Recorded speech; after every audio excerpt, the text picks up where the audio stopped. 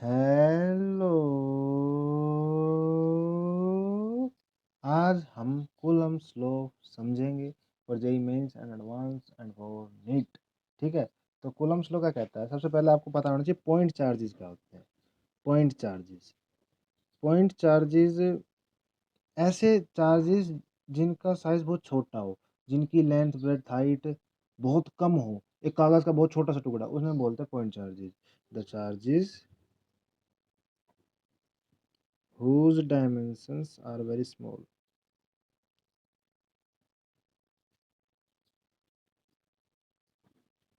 मतलब जिनकी length breadth height बहुत कम हो उन्हें बोलते हैं पॉइंट चार्जेस। ठीक है, या फिर ऐसे मान लो आपके पास दो चार्ज है, एक Q1 है, कोई सा भी साइन का हो, एक Q2 है। पॉइंट चार्जेस पॉजिटिव हो सकता है, नेगेटिव हो सकता है, उससे कोई फर्क नहीं पड़ता, उनका साइज पर डिपेंड करता है। Q1 और Q2 पॉइंट चार्जेस कब कहलाएंगे? जब आप Q1 पे खड़े होकर Q2 को देखोगे तो वो एक पॉइंट जितना दिखे, और Q2 से खड़े होकर Q1 को देखोगे तो वो एक पॉइंट जितना दिखे। तो ये ऐसे चार्ज को बोलते हैं पॉइंट चार्ज। या फिर ऐसे दो चार्जेस जिनका जिनकी जो रेडियस हो ना, वो उनके बीच के डिस्टेंस से बहुत कम हो। मान लो इनकी रेडियस आर है और इनके बीच का डिस्टेंस है कैपिटल आर, तो ये आर बहुत बहुत बहुत बहुत बहुत बहुत बहुत बड़ा होगा स्मॉल आर से। मतलब ऐसे चार्जेस जिनकी रेडियस उनके बीच के डिस्टेंस से बहुत छोटी हो उन्हें बोलते हैं पॉइंट चार्जेस। ये ऐसे चार्जेस जिनका साइज बहुत छोटा हो, जिनकी लेंथ ब्रेड्थ हाइट ना के बराबर हो। एक चार्ज से खड़ा होकर जब मैं दूसरे को देखूँ तो वो एक पॉइंट जितना दिखे, दूसरे से खड़े होकर जब मैं पहले को देखूँ तो पहला एक पॉइंट जितना दिखे, उसे बोलते हैं पॉइंट चार्ज। जैसे कि मान लो आप जमीन पर खड़े होकर जब आप आसमान में उड़ रहे एरोप्लेन को देखते हो तो वो आपको एक पॉइंट जितना नहीं दिखता। ऐसे मान लो वो एरोप्लेन एक चार्ज है और आप भी एक चार्ज हो, आप एरोप्लेन को देख रहे हो तो वो एक पॉइंट चार्ज दिख रहा है, और एरोप्लेन से बंदा आपको देख रहा है तो आप एक पॉइंट चार्ज दिख रहे हो। तो पॉइंट चार्ज वो होते हैं। ठीक है, इसके बाद आता है कूलम्ब्स लॉ। क्या कहता है? कूलम्ब्स लॉ कहता है मान लो आपके पास Q1 और Q2 दो पॉइंट चार्ज है। ये सिर्फ पॉइंट चार्जेस के लिए वैलिड है, बॉडीज के लिए वैलिड नहीं है। ये इलेक्ट्रिक फोर्स निकाल के देता है। देखो दो चार्ज होते हैं, जो दो पॉइंट चार्ज होते हैं, वो एक दूसरे दो चार्ज बॉडी हमेशा एक दूसरे पर इलेक्ट्रिक फोर्स लगाती है, इलेक्ट्रिक फोर्स। ठीक है, या फिर इलेक्ट्रोस्टैटिक फोर्स भी बोलते हैं इसे, इलेक्ट्रोस्टैटिक फोर्स, या कुलम्बिक फोर्स भी बोलते हैं, कोलम्बियन फोर्स भी बोलते हैं। ठीक है, कुलम्बिक कुलम कुलम की स्पेलिंग आपसे लिखना है, कुलम्बिक फोर्स। ठीक है, या मैं लिख देता हूँ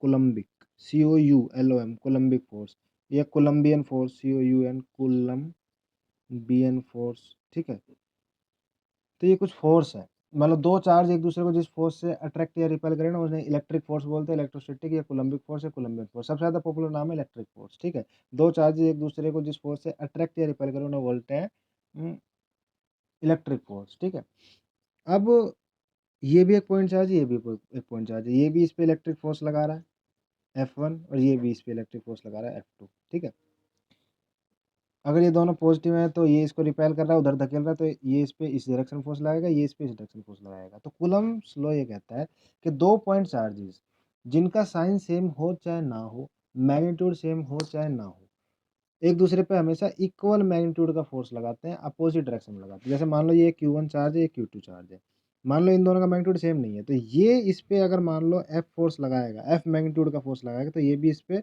F मैग्नीट्यूड का फोर्स लगाएगा। अब चाहे इनका साइन सेम हो चाहे ना हो, चाहे डायरेक्शन सेम हो चाहे ना हो, लेकिन ये एक दूसरे पर इक्वल मैग्नीट्यूड का फोर्स लगाएंगे और अपोजिट डायरेक्शन में लगाएंगे। अगर इसने इस पर इस डायरेक्शन फोर्स लगाया तो ये इस पे इस डायरेक्शन फोर्स लगाएगा।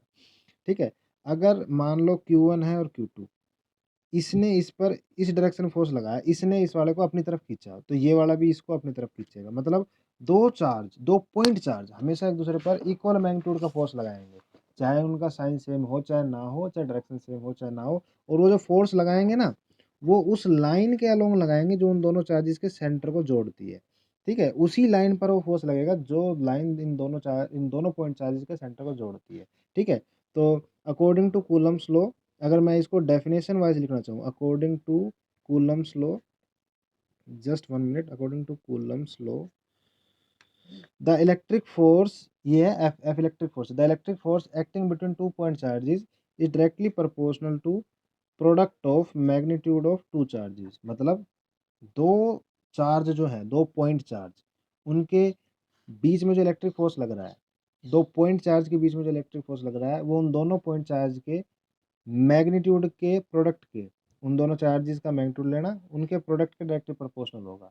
मतलब अगर ये चीज़ बढ़ेगी तो ये भी बढ़ेगी, ये चीज़ घटेगी तो ये भी बढ़ेगी। डायरेक्टली प्रोपोर्शनल का मतलब मैं बता देता हूँ, अगर ए बी के डायरेक्टली प्रोपोर्शनल है ना, तो अगर बी बढ़ेगा तो ए भी बढ़ेगा और बी घटेगा तो ए भी घटेगा। ये होता है डायरेक्टली प्रोपोर्शनल का मतलब।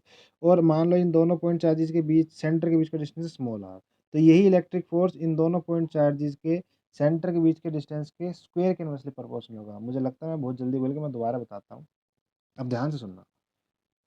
दो पॉइंट चार्ज हैं, एक दूसरे पर इलेक्ट्रिक फोर्स लगा रहे हैं। वो इलेक्ट्रिक फोर्स, पहली बात तो, चाहे दोनों का साइन सेम हो चाहे ना हो, दोनों का मैग्नीट्यूड सेम हो चाहे ना हो, हमेशा एक दूसरे पर इक्वल फोर्स लगाएंगे, अपोजिट डायरेक्शन में लगाएंगे, इक्वल मैग्नीट्यूड का अपोजिट डायरेक्शन में, ठीक है। तो वो जो इलेक्ट्रिक फोर्स लग रहा है ना, वो दोनों चार्जेस के जो मैग्नीट्यूड है, दोनों चार्जेस की जो वैल्यू, जैसे मान लो ये 3 कूलम है या -4 कूलम है, तो इसका मैग्नीट्यूड 3 हो गया, इसका मैग्नीट्यूड होगा 4। इन दोनों चार्जेस के मैग्नीट्यूड के प्रोडक्ट के डायरेक्टली प्रोपोर्शनल है। मतलब अगर ये चीज़ बढ़ेगी ना, अगर ये चीज़ प्रोडक्ट, ये प्रोडक्ट बढ़ेगा तो ये फोर्स भी बढ़ेगा, प्रोडक्ट घटेगा तो फोर्स भी घटेगा। और उनके बीच का जो डिस्टेंस है ना, उसका स्क्वायर कर दो, उसके इनवर्सली प्रोपोर्शनल है। मतलब अगर उनके बीच का डिस्टेंस का स्क्वायर बढ़ेगा या उनके बीच का डिस्टेंस बढ़ेगा तो फोर्स घटेगा, और अगर बीच का डिस्टेंस घटेगा तो फोर्स बढ़ेगा। मतलब इनवर्सली प्रोपोर्शनल का मतलब है, अगर ए इनवर्सली प्रोपोर्शनल सी है तो सी बढ़ेगा तो ए घटेगा, सी घटेगा तो ए बढ़ेगा, उल्टा होता है। तो उनके बीच के डिस्टेंस के, उन चार्जेस के सेंटर के बीच का जो डिस्टेंस है, उसका जो स्क्वायर है, उसके इनवर्सली प्रोपोर्शनल है। The according to this law, the electric force, definition लिख दो, the electric force acting between 2 point charges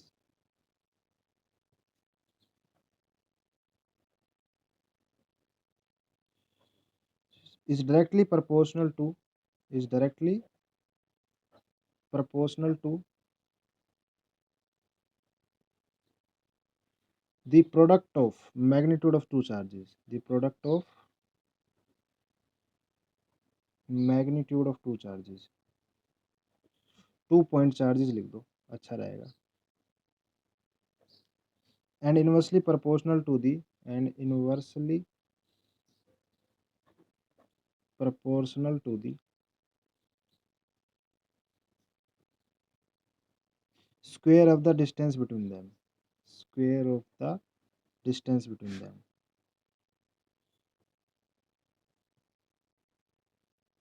ठीक है। और अगर आप 1 और 2 को कंबाइन करते हो तो ये आ जाएगा F प्रोपोर्शनल टू, यहाँ लिख देना combining 1 and 2, combining equation 1 and 2, हमें क्या मिलेगा, F प्रोपोर्शनल टू Q1 का मैग्नीट्यूड, Q2 का मैग्नीट्यूड, आर स्क्वेयर। और जब भी प्रोपोर्शनैलिटी का साइन हटा के इक्वल टू का साइन लगाते हैं तो एक कांस्टेंट ऐड होता है, जिसे हम बोलते हैं प्रोपोर्शनैलिटी कांस्टेंट। ये के क्या है, के है प्रोपोर्शनैलिटी कांस्टेंट, प्रोपोर्शनैलिटी कांस्टेंट, ठीक है। हाँ, अब एक बात और जो मुझे आपको बतानी है, अगर अगर अगर आप Q1 और Q2 का डायरेक्टली प्रोडक्ट करो, उनका मैग्नीट्यूड लेके प्रोडक्ट करो और वो चीज़ पॉजिटिव आए, तो इसका मतलब जो इलेक्ट्रिक फोर्स है ना, वो रिपल्सिव नेचर का होगा, ठीक है। मतलब चार्जेस रिपेल करेंगे एक दूसरे को, ठीक है। ये पॉजिटिव फोर्स जो होता है ना, पॉजिटिव फोर्स, वो रिपल्सिव नेचर का होता है। और अगर आप Q और Q2 का प्रोडक्ट करो और वो नेगेटिव आए, इसका मतलब इलेक्ट्रिक फोर्स जो होगा दो पॉइंट चार्जेस के बीच में, वो अट्रैक्टिव नेचर का होगा, अट्रैक्टिव नेचर यानी, यानी कि जो नेगेटिव फोर्स होता है ना, नेगेटिव फोर्स, ये पॉजिटिव फोर्स है तो रिपल्सिव नेचर का, नेगेटिव फोर्स अट्रैक्टिव नेचर का होता है, ठीक है। हाँ, याद रखना, यही कूलम्स लॉ है, ये कूलम्स लॉ का एक्सप्रेशन है, F इज इक्वल टू में K Q1 Q2 by r square, ठीक है। यहाँ K प्रोपोर्शनलिटी कांस्टेंट है, ये मीडियम पे डिपेंड करता है कि K की वैल्यू होती है 1/4 पाई एप्सिलॉन, ठीक है, for any medium, for any medium, ठीक है। अगर K की वैल्यू, एप्सिलॉन जो है वो है एप्सिलॉन नॉट इनटू में एप्सिलॉन आर। एप्सिलॉन क्या बताता है, इसे बोलते हैं इलेक्ट्रिकल परमिटिविटी, इलेक्ट्रिकल, अभी मैं ढंग से समझा देता हूँ, परमिटिविटी, बिल्कुल ढंग से समझाऊंगा पूरा कॉलम चलो। इलेक्ट्रिकल परमिटिविटी क्या बताती है, इलेक्ट्रिकल परमिटिविटी में मतलब परमिशन प्लस एक्टिविटी, परमिटिविटी का मतलब है परमिशन प्लस एक्टिविटी। मतलब कोई मीडियम अपने अंदर दो पॉइंट चार्जेस को हरकतें करने की कितनी परमिशन दे रहा है, एक दूसरे के साथ मिलने की, एक दूसरे को रिपेल करने का, अटैक करने की कितनी परमिशन दे रहा है, वो है इलेक्ट्रिकल परमिटिविटी, ठीक है। जैसे कि मान लो आप फॉर एग्जांपल लो, अगर आप रेत में भागते हो तो आप थोड़ी कम स्पीड से भाग पाते हो, अगर आप रोड पे भागते हो तो और अच्छे से भाग पाते हो, अगर आप पानी में भागते हो तो और कम स्पीड से भाग पाते हो, ठीक है? ऐसे ही अगर आप एक बहुत मतलब गीली रेत में भागोगे आप, बहुत ज़्यादा गीली रेत में तो और धीरे भाग पाओगे, ठीक है? तो अलग-अलग मीडियम में आपकी स्पीड अलग-अलग आ रही है ना, ठीक है? ऐसे ही अलग-अलग मीडियम में जो चार्जेज़ होते हैं वो एक-दूसरे पर अलग-अलग फ़ोर्स लगाते हैं, क्योंकि अलग-अलग मीडियम आपको अलग-अलग परमिशन देता है। तो कोई मीडियम इलेक्ट्रिक चार्जेज़ को कितनी हरकतें, एक्टिविटी करने की परमिशन दे रहा है। पानी में रखे हैं तो वो कितनी परमिशन दे रहा है पानी उन्हें एक्टिविटी करने की, एयर में रखे हैं तो वो कितनी परमिशन दे रही है, ठीक है? उसे बोलते हैं इलेक्ट्रिकल परमिटिविटी, एप्सिलॉन। ये होता है epsilon naught into epsilon r. ये होती है uh, electrical permittivity of free space या परमिटिविटी ऑफ एयर, ठीक है? या permittivity of vacuum, permittivity of free space या फिर वैक्यूम, परमिटिविटी ऑफ वैक्यूम, ठीक है? वैक्यूम या परमिटिविटी ऑफ एयर, ठीक है? इसकी वैल्यू क्या होती है एप्सिलॉन नॉट की? एप्सिलॉन नॉट की वैल्यू होती है 8.86 10⁻⁻12। यूनिट निकालनी है, यूनिट चलो मैं अभी तो लिख देता हूँ, फिर निकालने भी सिखा दूंगा। यूनिट इसकी आएगी, जस्ट अ मिनट, इसकी यूनिट आनी चाहिए पर कूलाम, इसकी न्यूटन मीटर स्क्वायर, इसकी आएगी कूलाम स्क्वायर पर न्यूटन पर मीटर स्क्वायर, ठीक है? कूलाम स्क्वायर पर न्यूटन पर मीटर स्क्वायर। मैं अभी आपको ड्राइव करके दिखा दूंगा, आपको जरूरत नहीं पड़ेगी। और के जो होता है ना, अगर मान लो अगर आपके दोनों चार्जेस एयर में रखे हैं तो के की वैल्यू क्या आएगी फॉर एयर? अगर आपके दोनों चार्जेस एयर में रखे हैं तो एप्सिलॉन, ये होता है electrical permittivity of a medium with respect to air.